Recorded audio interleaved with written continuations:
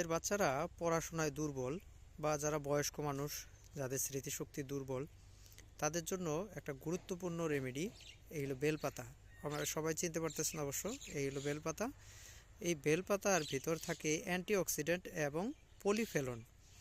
এই পলিফেনল এবং অ্যান্টিঅক্সিডেন্ট আমাদের স্মৃতিশক্তি বাড়ায়, মস্তিষ্কের সুরক্ষা দেয়।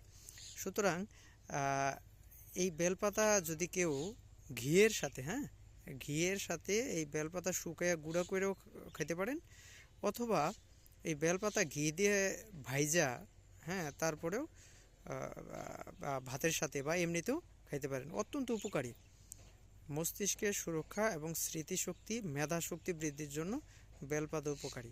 এছাড়াও যাদের ডায়াবেটিস আছে তাদের জন্য উপকারী, যাদের হজম শক্তি দুর্বল তাদের জন্য উপকারী, এবং চুল ও ত্বকের যত্নেও এটা উপকারী।